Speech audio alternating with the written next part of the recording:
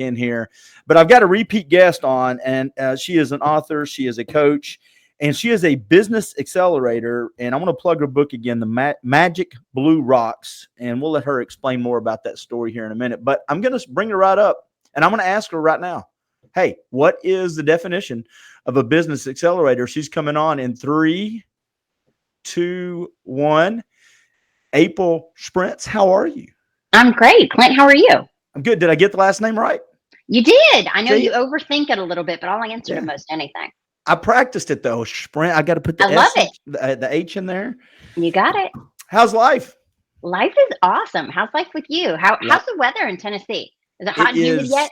No, it's coming this week. Okay. And the reason that's important because you live in Florida, but you are originally from this area, Chattanooga. So if you're listening to this, you may go, how does she know where, about that area? Well, she's from here. So she knows the dog days of July, August are just humid and mosquito infested. This morning, I actually posted a picture. It was very cool, like low 60s, no humidity. That's nice. Oh, it was beautiful. Me and my dog. Your dog was, I saw this picture and I was like, oh, wow, that's pretty late in the year for it to be nice in the morning. That's why I went outside. So I work out every morning at 6 o'clock. I open the garage door up and I got a buddy or two that'll come over and we work out. So I'm out there. I opened the garage door up this morning and I'm like, there's no humidity and it feels like fall. So as soon as I got through with working out, I grabbed my coffee and my dog and we went on the front porch and I felt like this is probably one of the last morning God's going to give us before he says, let the baking begin. But Florida gets hot too, though. It gets just as muggy and hot and nasty in Florida, doesn't it? Yeah, it's hot and muggy, but it's consistently hot and muggy except for in the winter. And so you're so used to it, it's not really a thing. Yeah. And the cool thing is when it gets hot and muggy in South Florida, that's when all of the snowbirds go home. So it may be hot and muggy, but there's no lines to go to your favorite restaurants. The traffic's so it's like it balances out and you're cool with it.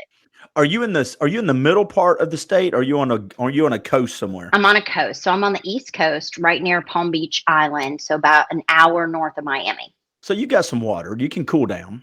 Oh yeah, I'm right near the ocean. 100%. Good for you. Okay, so I told you that I've got 3 or 4 questions, and my commitment is trying to keep you to 20 minutes because I know you have set a timer. Ready? All I have is a bracelet. 4 minutes and 28 seconds so far.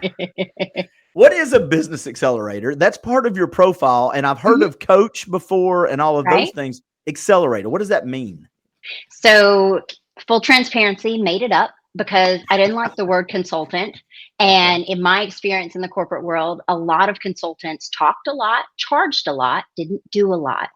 And what I was specializing in is really moving businesses forward, whether we were scaling a company or turning it around really quickly. So that's where Accelerator came from. So how can we make a really incredible difference really fast? And the whole idea being like I would be a pit crew on a racing team, right? So I'm not trying to get in there and drive the car with you. I want to help you optimize that car and win the race. Really, really quickly. I like that because I do a series of either coaching or random thought podcast. And one of them is how we are surrounded by thin lines. Okay. And what I mean by that is how many times have you heard people say, look, do small changes every day, make big differences over time, which is true. But there's also times where you get so complacent and in a rut that small changes don't do anything. And so you need almost a boot camp mentality. And I don't know how do you draw that line when you get into a company? What does fast mean for them, right? What does that mean to do it quickly? So it means that within, say, 3 months, which is normally the time period I like to engage, we're going to do about 9 months to a year's worth of work. Wow. And it's a lot to do at one time. It's why I tend to want to do it and then give them the time to stabilize and go back to that incremental growth. But this is when they're looking to either scale really big, really fast, or they're at one of those inflection points where if they don't do something dramatic, the business itself is not going to survive. Do you dive into their numbers and everything in culture, or is look, I All of wish the our above. podcast listeners could actually see her face. She's like, of course I drive into their numbers, right? All of the above. So everything is interrelated and everything has to do with everything else. Now, I base it on culture because the generosity culture is really that roadmap for me, right? How do I help them pour into their people so that then they're pouring into their clients and their community? And that has a tremendous revenue impact. And it also ends up having an impact on expenses and things like that. But it's a group effort and it starts from the top down. Isn't it really crazy how business owners, because I've been a small business owner and I've been a sales rep and a manager, and then I've been just a regular old employee. And we hear the quote, I think it was Zig Ziglar that said, build people and they'll build your business. Or maybe it was someone else that said that. But basically, you don't build a business, you build the people and they go Absolutely. build your. But we love that poster. But man, it's a hard thing to put into action when your dollars are on the line, right? That's a hard mindset.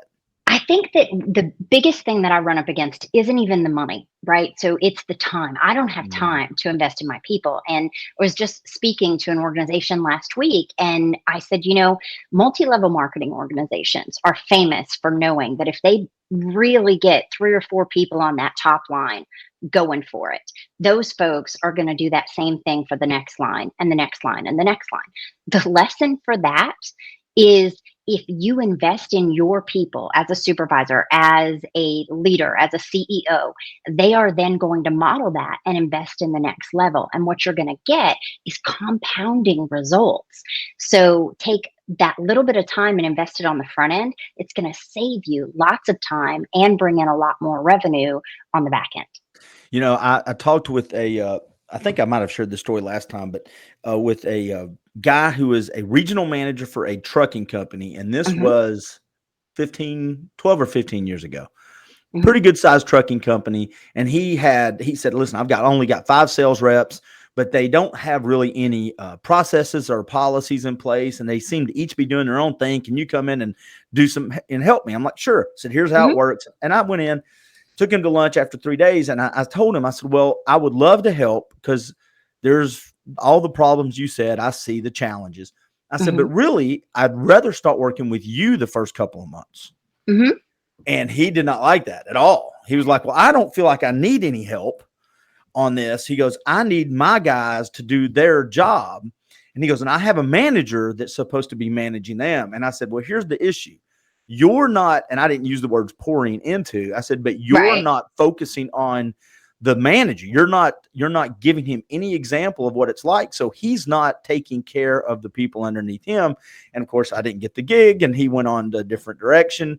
But he didn't like the idea of it starts at the top. The attitude and everything starts there and then permeates down, Hmm. which Well, is and true. And I would go a step further, and I don't know this gentleman, so forgive me, but that's a little bit of a victim mentality, if you ask me. Everything Mm. that's going wrong is with everybody else. And it really starts with the leader, the owner, taking that extreme ownership of guess what? The buck stops here. If anything's going wrong, that's me. Mm. If we do something well, that's all of you. And when you have that mentality, the loyalty that that generates, the way that your business is about to grow or is able to grow is amazing. But if you don't start with that mentality, there's really no process or policy or way of doing business you can implement that's going to stick. Yeah, when I was in advertising, I used to tell business owners, or after they spent money with me, whether it was billboards or radio, I told them up front, I said, listen, advertising will not fix bad systems or processes. So you can advertise all you want, Right. but having more customers walk in the door to a crappy business model is just going to, piss you off even more. You're going to get more frustrated because Absolutely. it's kind of the same thing. Last time I had you on, I can't remember if we talked about your routines. Are you a very disciplined person? Okay, let me back up and do what I should have done 10 minutes and 57 seconds ago. Okay. You're a veteran, Hmm. business owner, Yes. author, speaker, accelerator. We're not a coach or a consultant. We're an accelerator. So my question to you is, because of I've read your bio, because of all those things, do you consider yourself, or are you a very disciplined person of I routine and am. habit? Yeah. So I am very disciplined with routine and habit, but I like to vary them because I get bored very easily, which is why I like to do all of the different things. But there are certain things, like as far as a morning routine, that Mhm. I've got to do to keep myself me. And I don't have one of those long hour and a half routines where you plunge in a cold pool and then you do all the things. But in between 5 and 20 minutes, depending on what my morning entails, I get my mind right. And that is how I start my day. Everything for me really revolves around having a winning mindset to start with. So that can be, if I do the full routine, I'm going to do a meditation. I'm going to do 60 seconds to start my mindset momentum of really appreciating all the things that are awesome in my life. And I actually do it before I go to bed too, because I believe that the way that we go to sleep is the way that we wake up in the morning. It's like the momentum stops, you go to sleep, but you're going to wake up thinking about those things you were thinking about the night before. And so I do the meditation and then the minute of getting mindset momentum. And then I like to journal. And that journaling is really short. It's basically recapping for myself. What were my 3 wins yesterday, big and small? What were the 3 things that stood out to me that were awesome about yesterday? And again, that's about starting momentum for today because you get more of whatever it is that you focus on. So for me, as much as I can focus on what I love about my life and what was amazing about yesterday, that's how much more of that I'm going to encounter in this day. And if I don't do that routine, Clint, I will stop myself the moment I realize it. And it's usually after I have a crappy morning and Yep. I'm like, oh my gosh, because maybe I jumped out of bed or something happened that threw that routine off. And I'm like, I know why I don't feel like myself. I think you hit on a couple of things there that I think it's human nature. At least I find myself doing it. Whenever I am out of sync, I'm out of my routine because I'm a routine person as well. Whenever I'm out Mhm. of sync, I always look at it and go, man, I need to get back into that.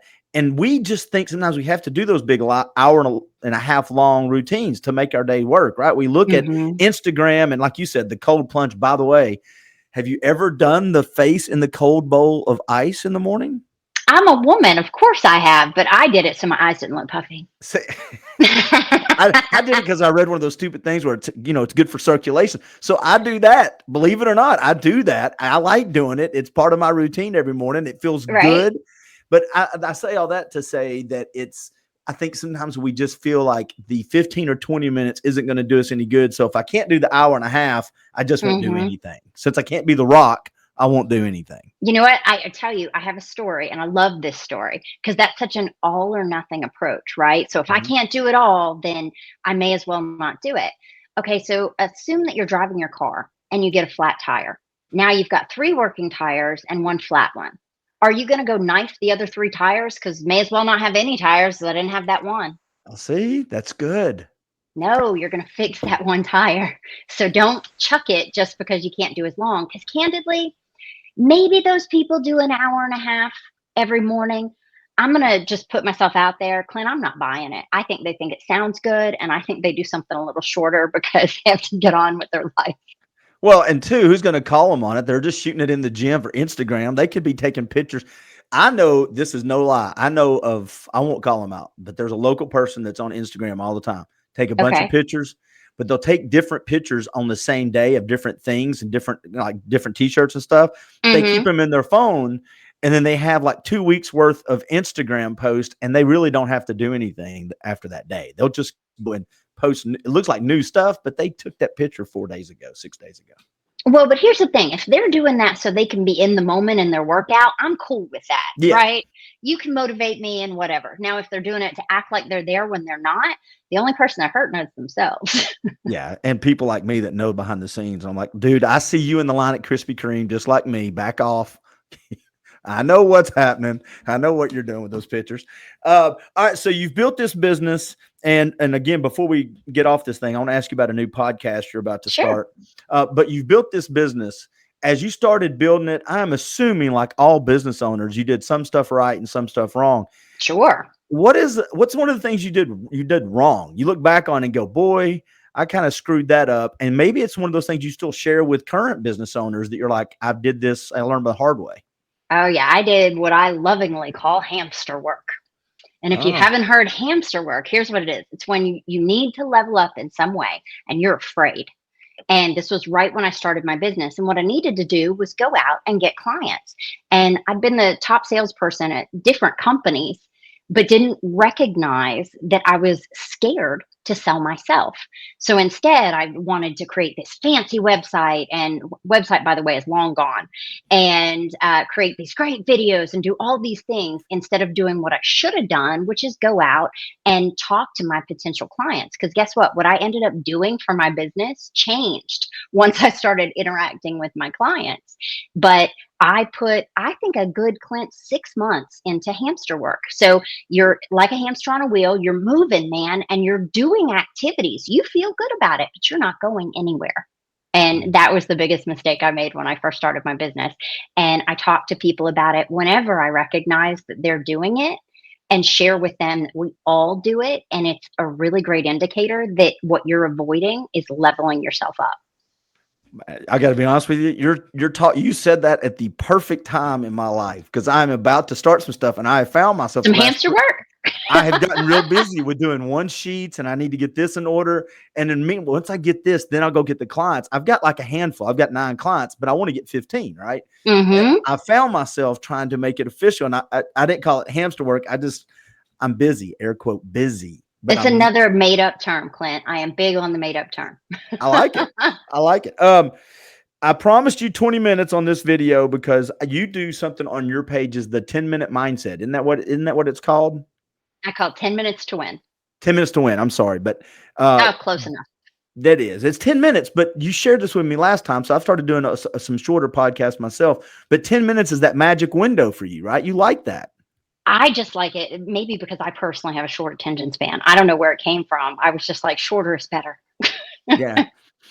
But you're about to start another podcast. And is it going to be a video component and audio, or just audio? What's it going to look like? So right now, this one's probably just going to be audio, and it is based on not only the popularity of 10 Minutes to Win, but also when I did my Pouring Into Your Business podcast, there were alternate episodes that were mindset focused and shorter episodes. And they had like a 3-to-1 download ratio because people really wanted that content on mindset. So I want to answer what it is that people are looking for and launch that mindset focused podcast. So that'll come out in the next couple of weeks, and I'm very excited about it. Are you going to be solo hosting it? Are you going to have guests, or how's it going to? Definitely. Oh, go ahead. Definitely No, going to have guests, but solo hosting in the beginning to help people understand both the way that I view mindset and give them some of those how-to episodes, which I think we don't always get when it comes to mindset. It's like, okay, that sounds great, but how do I actually execute on this? How do I actually practice this? And sharing that with folks so that they can begin practicing, and then bringing on some great guests so that we can talk about mindset in business and health aspects, and just get some other voices that may say something in a way that resonates differently or better than I do. when I talk with potential clients, I tell them we track 3 things. We track their money, their time, and their mindset. And the I first love it. 2, well, the first 2, they're right. Yeah, I get that. The third one, they're like, I don't understand that one. I said, yeah, I know. That's the one that most people will kind of shy away from anyway. So I'm glad you're doing that. I can't wait to listen to it. I'll be happy to share it, and I'll probably be consuming quite a bit of it. I also want to throw a name out to you. There's a couple of guys and girls that I have been guests on their podcast. And I Uh-huh. just thought I would ask you out this, out loud in front of everybody. Are you okay being guest on other podcasts? Can I give them your name? Absolutely. Yeah, sure. Absolutely. There's a guy named Eric Allen. He has the Eric Allen Show, and it's business centric, and he's got a really good following. But I think you'd be a perfect fit for his podcast. Absolutely. I'd be honored to. I tell everybody real quick. I love this story, so I want to end it with this: the Okay. story of Magic Blue Rocks, the book you wrote. Okay. So the story of the book or the story of the Yeah. rocks? Well, yeah, I didn't know there was a story of the book. I thought the story of the book was a story of the rocks. How you came up with the name of the book, and then what's Okay. the book about? You can kind of wrap it up with that. Yeah, absolutely. So the name of the book is probably not the best marketing name because no one knows what it means for the book, but it is also the title of the first chapter. My first business that I launched at the age of 6 was selling magic blue rocks at school because I had found out from another schoolmate that I was poor. And as you can imagine, as a kid, that can be something that is just really tough to hear, and you want to be the opposite of that because it seems like a bad thing. So my answer, of course, was to start my first business. The book itself, though, is really about the power of having a winning mindset and the different components of that, and how just having that mindset can lead you to the mentors, the opportunities, the advantages that you need to go from a place of poverty to everything you've ever wanted in life. And I wanted to share that with folks because I have been extremely blessed, but I'm not smarter, harder working, or any of those things than someone else is. So if it was possible for me, it is 100% possible for you. I'm sure you've met people with the $1 million talent, but the poverty mindset. And that's the people you probably love working with. You're like, man, once we get that mind of yours straight, you are going to kill it.